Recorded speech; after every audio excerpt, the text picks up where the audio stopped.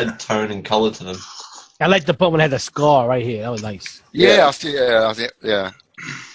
Yeah. I have to agree. I think they did a really good job with the Sontarans in this particular bit. So, and considering this was an independent production, this was done literally on a nothing budget. Everybody dies. Yeah. Yeah, it's not a bad piece of. Well, not everybody died. Wow. No. But Also, they did something that the show has. Either the classic nor the new show has done, and that is you had an updated version of the Whovians. Which was pretty weird how they did them. A green ball, yes. Yeah, but they were far, quicker. They were a lot deadlier. It's like, come on, look at the Rootin' in Horror of Fang Rock. The poor thing could barely get up the frickin' stairs. I hate to say it, but it looks like a giant took a snot. Oh. I wonder why they have not returned in New Who at all. Well, never returned in classic either. So it was a one-time gig with all it. So they never appeared after Horror of Fang Rock. They have appeared multiple times in Big Finish audios. Yeah, they've appeared in that adventure game on a computer with Matt Smith. they did. Yeah, they were in Castle of Fear, if I remember right. I think that was. Yeah, something like that. Oh, they were in Castle of Fear and Big Finish audio. Yeah, you're right. And where else have they been? They've been around. They have gotten mentioned in the new series a few times. In Poison Sky, Sontarans, the mention of the Sontaran War. And it's gone on for 11,000 years, I think. I can't remember for sure. But they've been fighting forever. They were featured in the last Sontaran Big Finish audio with Colin Baker and Nicola Bryant. Yeah, so it'd be interesting to see them in the new series and see what they do with them. Those guys in the visual effects department to work on them. I think they do a good job of it. Okay, of course, we're sitting here tonight, everybody. Yeah, welcome to the Omega Files. I'm your host, Dr. Freedom, and we've been sitting here, talking about a nice little 55-minute independent piece here. It was made by Real Time Pictures. That was called Shakedown, Return of the Sontarans. All right, now let's give an intro from everybody real quick. Let's start, William. Hey, now, how you doing, everybody? AJ. Death to the Rootins. Graham. Saltaha, you mortal slime. Phillip. You just took my line, Graham. Never mind. Good evening, everybody. And Texas Tim. Hello there. Okay, so this was a pretty, interesting story. It's basically about a yacht. They're on a shakedown cruise, and then suddenly this big menacing, looks like rolling Canada death comes spiraling out of space. And the Sontarans board. And then it ensues from there where we find out there's a Rootin running around on board, and this Rootin has apparently got information the Sontarans don't want to get out. And you get to see these, human passengers, trying to figure out, wait a minute, it's like, do we agree with the Sontarans or do we agree with the Rootin? What do we do? Okay, but let's go ahead, let's get everybody's thoughts on this thing. Let's start with Tim. What was your thoughts on this one? Well, I think it's pretty good. I remember I bought this on video in the mid-'90s when it was made available here in the States, and I enjoyed it then. I enjoyed it now. If there's a technical aspect to it that I think they should have worked. They should have done some ADR, because a lot of times when they're all in one room talking, it sounds like they're all in one room talking. Excuse me. That's okay. Let's move on to Graham. It's been a while since I've seen this, Brian. I went back, watched it, checked it out, and it stacks up pretty well. For an independent flick, you can't really grumble. Die-hard fans will obviously nitpick here and there, but for 55 minutes, cast was solid. You can't really grumble. Good little flick. Okay, what about you, AJ? The first time I've seen it, I had to track it down through one of my public libraries in the area. Yeah. Found it, and I watched it. I actually enjoyed it. It wasn't that bad. Even though it was less than an hour long, it felt longer. It felt like an hour and a half movie to me with what was going on in it. So. Okay. What about you, William? Oh, yeah, I haven't seen this in over 10 years. And I like this. It's a good, simple story. Of course, the Sontarans look different than they do on TV, which, in my opinion, is an improvement, especially the one with the scar on his face. And, of course, him talking about the battles with the Rootins and how much they hate them with a passion. And, of course, the actors acting the way you might see people who get attacked. Like you see one rat out the other people, played by Karen Ford, and of course you see the two lovebirds reaction and stuff like that. And then grab his head. I mean, it's a good story. I mean, it's only 55 minutes long. It's worth watching it. It's really worth watching it. So it wasn't too bad for an independent feature. It has a good story to it. It's plus I agree with you. I like the way they updated the Sontaran look. It gave a little bit more oomph to them. A little something you didn't expect. Plus the scars and all that gave them a little bit of individuality, which is something we don't normally see on Sontarans because they're supposed to be a clone species. Hey, but all right, let's pass it on to Phillip. I really liked it. The script was tight. The action was snappy. It flowed very well. I love it because the Sontarans, even though they look different from what we see on TV, these are more menacing, and they don't give. I can't say that word. They don't give a rat's ass. They mean business in this, and it's cool. Although you got the odd little dumb Sontaran, doing dumb things, but it's a good story. And the Rutan, for what it was, I liked how it was played out in the story. It's an excellent story, and I would recommend it to anybody, to be honest. Okay, let's leave the floor wide open for this one. What was it like, though, seeing Sophie Aldred, Carol Ann Ford playing totally different characters? Wasn't that kind of cool? Oh, you know, Carol Ann Ford is the stereotypical bitch from Dynasty, the drunken one.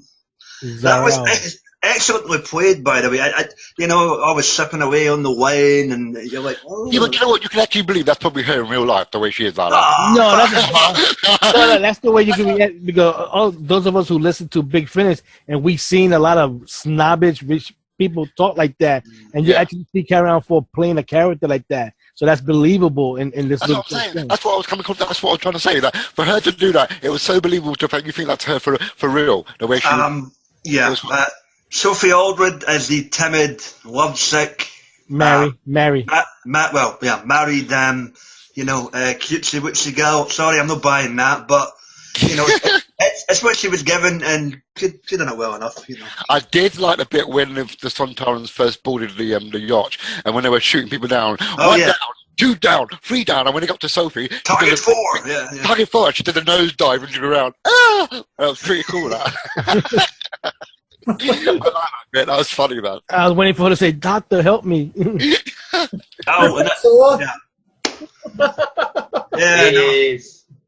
It's kind of scary. You had the only 2 actresses to play 2 characters on Doctor Who rarely called the Doctor the Doctor.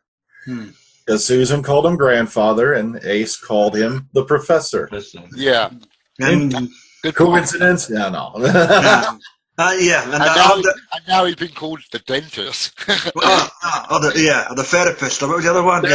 Physician. Yeah. Plus, you had the 2 actors from Blake 7 on there. Jan Chappell. And I think, what's his name? It's on the tip of my mind. Brian Crouch. Was he from Blake 7? Yeah, I believe so. I believe he was in Blake 7 also. Okay. Also, Michael Wisher, Mr. Davros. Yeah. Michael Wisher, who played Davros. Engineer. Yeah. That's me, love. Dearie. Yeah. I'll tell you what I did really like. I thought was awesome was the Sontaran war wheel. That looked awesome. They should reuse that for any Doctor Who Sontaran story. That'd be nice to use that. To me, it looked like a giant child's toy floating through space. I'm sorry. But it just looked really. It looked like a funny big cannon like that, but like the old style you used to pull by horseback. Yeah. That's what it looked like to me. I thought it was an interesting design, though. Given the fact that they did this on less than a shoestring budget, the model work was actually pretty good. Yeah. I was shocked. With the solar sails and then the Sontaran ship flying through space. I thought they did a pretty good job on this for like a no-string budget. Yeah, I like that fact that when they're doing stuff with their hands, we don't see it. But if you look at when they're wearing the glasses, it looked like what we saw, like say in Iron Man, that when he's using computer screens like that and moving it around. Yeah, that tripped me out a wee bit when they were doing the whole sails bit, and then it went to the whole hippie style colours. I was like, okay, yeah. But like virtual reality compared to reality. Yeah, but I love the gags as well. The wee nod, you know, they kill the Sontaran. He goes, look, screwdriver, told me it would work, you know. So Yeah. Yeah, I remember this guy. What was he? The physician, the dentist. the dentist, yeah. And he mentioned the place that when he met. It's free, yeah. Yeah, Exactly. So a lot of little offhand references they could get away with. Plus, when you look at some of the guys who were behind this, matter of fact, I think, if I remember correctly, Jason Hayellery was involved with this one. And now he's one of the big guys over at Big Finish Audios. Mm-hmm. He was involved in this little ditty here way back when. It's just amazing when you look at all the different people who were involved in this, and they basically did this for nothing. You know, I just think it shows their passion for the subject. You know, Where was it actually? For the interior of the yacht, was that filmed on a boat or something? A real boat? the HMS Belfast, which is moored in the Thames permanently. Oh, okay, cool. Yeah, Sophie Aldred told us a little bit about it, you know, a little ways back when we all did in our interview, and I think she talked briefly about it in the Q&A.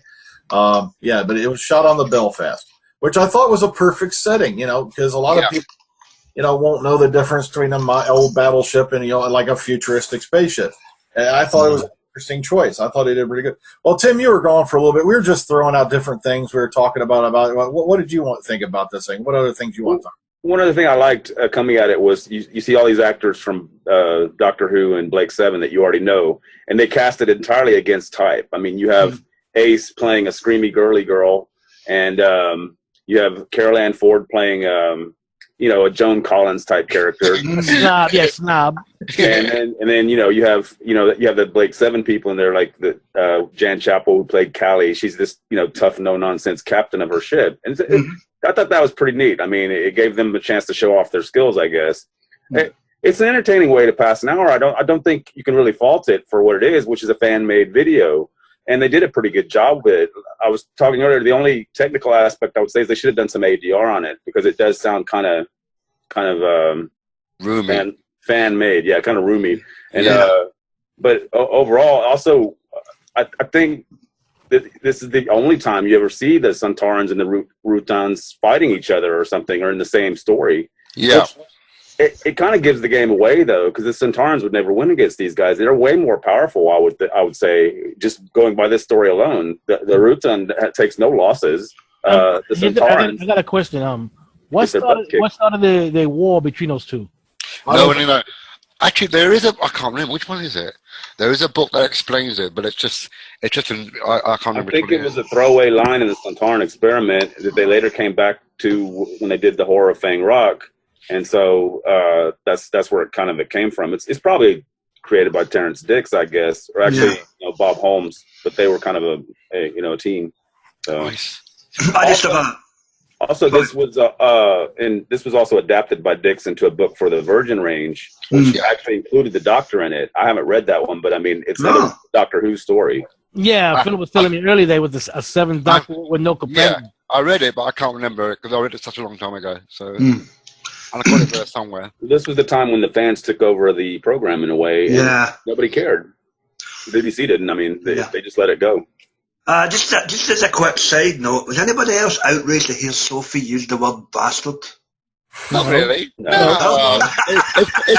It's very fitting for an Ace character. No. Just a wee side note. I got a chuckle with it when I heard it, right? And I'm like, ooh.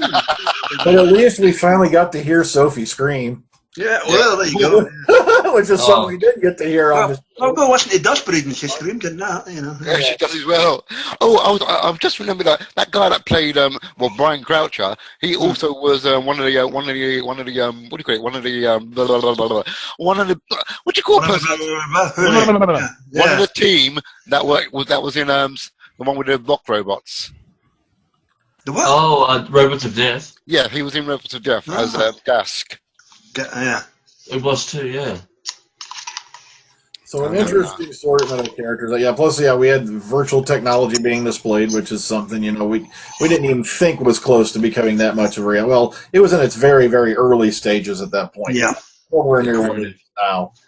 And I just thought it was an interesting element they threw in there. Plus the fact, it's like, we're going to go out in a race. well, why do you want to race this? You could go much faster using the power drive. But that's not the point. What was that other thing I like? What it was mentioned a few. Oh yeah, they are sexually combined to one another or something. Oh, sexually paired bonded. Yeah.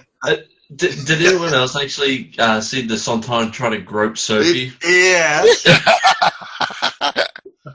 That was messed up. It's kind of dated too by the virtual reality thing, isn't it? That was big in the 90s. But it was an interesting concept. Let's say, nice to see Terrence Dix wrote this. Matt Irvine provided a few things for this one as well. Like I said, Jason Hayellery, who'd go on to be one of the big managing guys of Big Finish.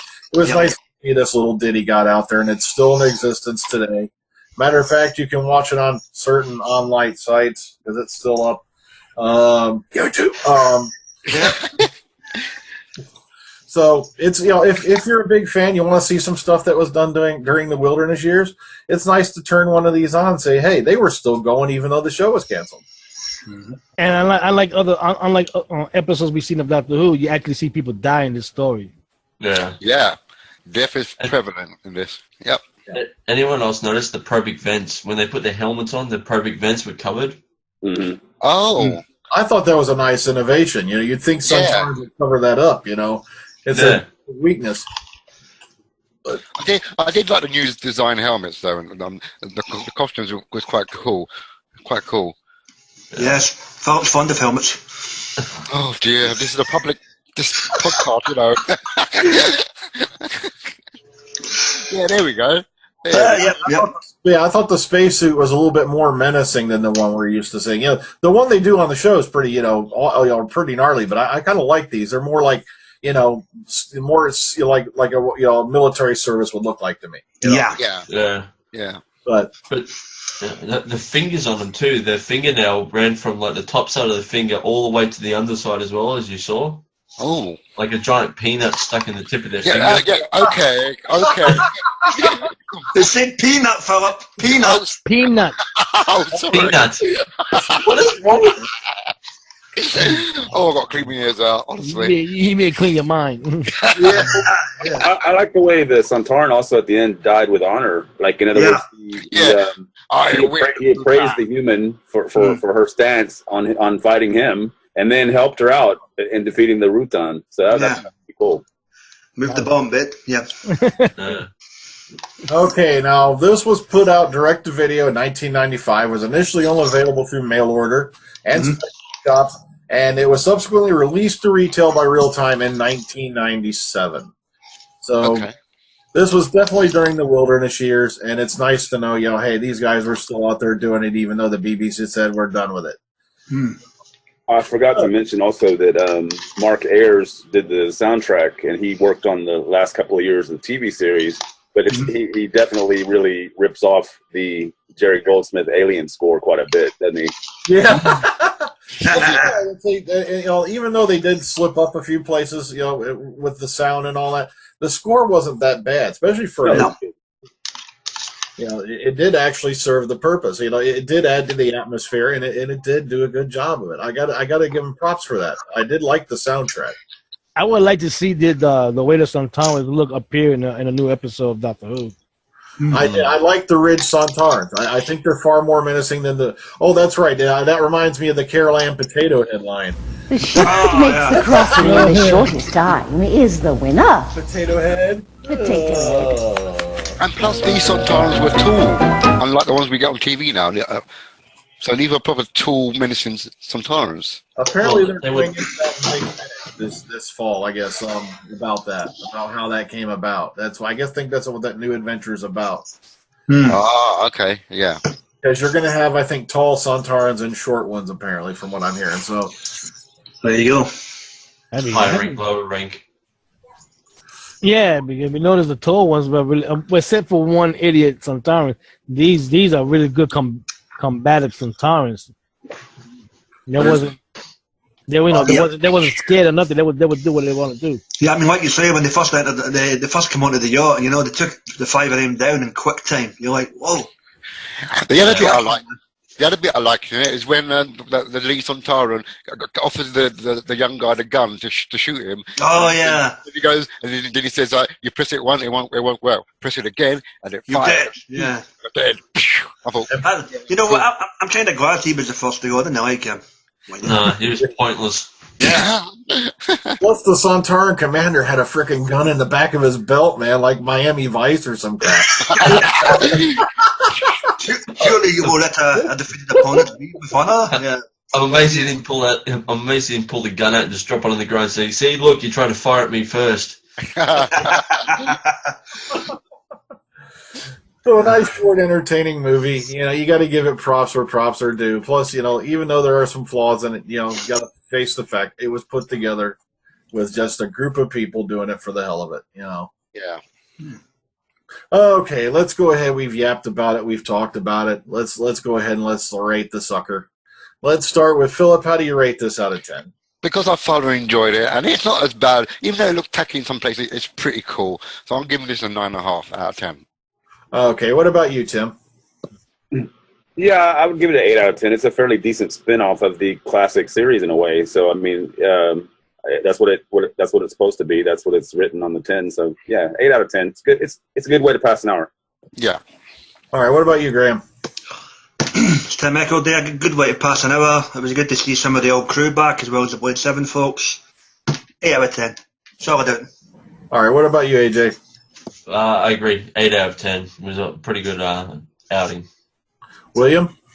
Oh yeah. It's a great story. You know, even though it was made a few years ago, I give it an 8 out of 10. It's a good story for 1 hour. I agree with you all. That's about what I rated about an 8 out of 10. I still enjoy it. It's not, you know, sure, it's not, you know, $1 million budget, but it was done. They did it out of love, and that's where you can see it. It's just a nice little romp. Yes, it is. Yeah, agreed. Yep. Okay, and speaking of those nice little romps, next weekend we're going to take a look at another one, which was called Downtime.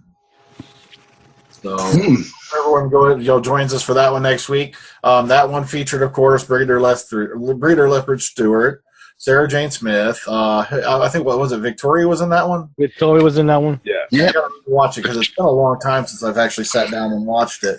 And you know, plus we have what amazed the heck out of me was they had someone playing Kate Stewart. Yeah. Which kind of makes me think, you know, that the guys running the show now go, wait a minute, hey, that was a good idea, you know. Steel. Yeah. So I think that. I'm sorry. go ahead. Go ahead. No, go on. I was going to say, I think that the people running the show now, of course, they're old fans as well. So they kind of acknowledge, you know, the book ranges and all the stuff that happened in the wilderness years. So they kind of, you know, why not? That's kind of a good thing. That was the only Doctor Who you had back then, was the occasional fan video and some books. So it's good that they kind of throw a nod at it every now and then and say, hey, go look that up. Yeah. No, fair enough. Okay, well, we've rated it, we talked about it. Let's go ahead and let's get goodbyes from everybody. Let's start with William. Oh, thank you for having me here. I hope to be here next week. AJ. Death to the Rutons. Catch you guys next time. Graham. I had some downtime of my own last night. Now I'm off for more. Texas Tim. Yeah, thanks for having me, and as always, look forward to next week. And Philip. Thanks for having me, and I'll be back with great intelligence. No, we're waiting a while. Well, take care. Enjoy the rest of your weekend. Have a good night. Take care. Sayonara.